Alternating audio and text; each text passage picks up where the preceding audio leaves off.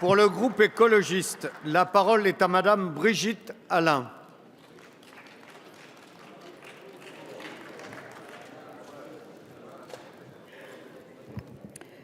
Monsieur le Président, Monsieur le Premier ministre, Messieurs les ministres, Monsieur le rapporteur, chers collègues, l'Assemblée nationale est appelée à voter aujourd'hui une loi de réforme constitutionnelle. Elle a ouvert des débats sur la conception que nous avons de la République et de notre mission de représentants du peuple. Par son vote, chacun de nous s'engage en responsabilité et en conscience. Suite aux attentats à Paris, le Président de la République a annoncé en congrès à Versailles une série de mesures pour réagir au terrorisme effroyable auquel nous devons désormais faire face. Au sein de ces actions de lutte contre le terrorisme, le projet de loi constitutionnelle mérite que l'on y porte un regard particulier puisqu'elle a, selon les affirmations du gouvernement, une portée symbolique. Mais alors, quel symbole, quel message souhaitons-nous transmettre aux Français et au monde ?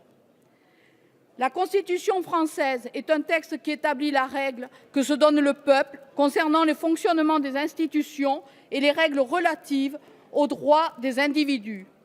Elle énonce dans son préambule de 1946 des principes économiques et sociaux nécessaires à notre temps, ajoutés à la Déclaration des droits de l'homme et du citoyen de 1789. Depuis 2004, la Charte pour l'environnement intègre la dimension écologique dans notre engagement commun pour le bien de l'humanité.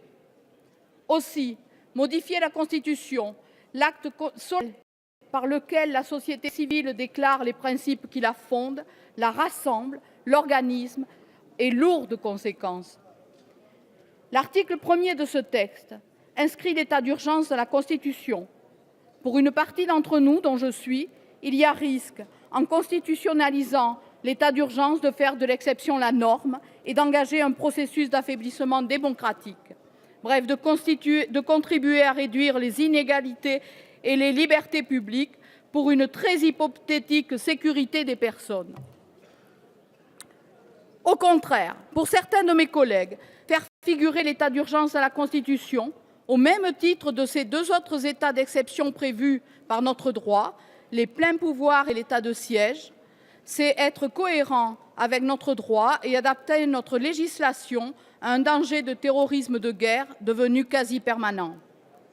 Les débats parlementaires ont permis de préciser que l'état d'urgence sera subordonné à un vote du Parlement, limité à 4 mois, et que son contrôle parlementaire sera assuré.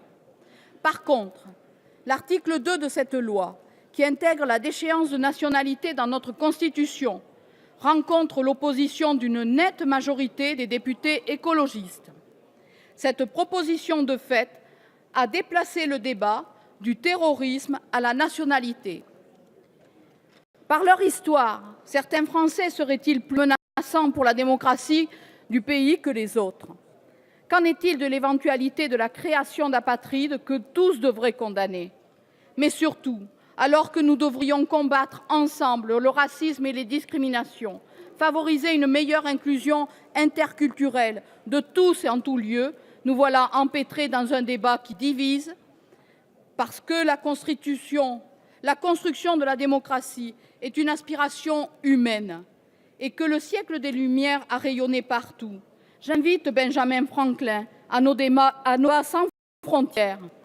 Il nous dit « Un peuple prêt à sacrifier un peu de liberté pour un peu de sécurité ne mérite ni l'une ni l'autre et finit par perdre les deux. »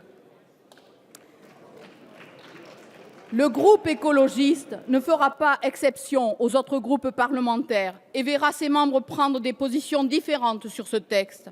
En effet, la perspective d'une loi à venir qui donnerait aux juges le pouvoir de prononcer la déchéance de nationalité permet à certains de mes collègues de ne pas s'opposer au projet de réforme de Constitution. Aussi, bien qu'opposés à l'article 2, ils voteront néanmoins cette loi. Attachés à l'article 1er de notre Constitution qui affirme que la France assure l'égalité devant la loi de tous les citoyens sans distinction d'origine, de race ou de religion, la majorité du groupe écologiste opposé à la philosophie de cette loi, ne la votera pas. Et si nos votes nous distinguent, il est une chose qui nous rassemble, c'est notre engagement sincère dans le débat et le travail parlementaire. À toutes les étapes de nos travaux, la commission à la séance, les députés du groupe écologiste ont été constamment présents. En conclusion, je veux rappeler la sagesse de nos prédécesseurs qui, depuis la Révolution française, se sont attachés à faire progresser les droits humains, la laïcité, et pour que notre devise indissociable qui est la nôtre, liberté, égalité, fraternité, rayonne partout sur la terre pour élever nos jeunes en citoyens du monde.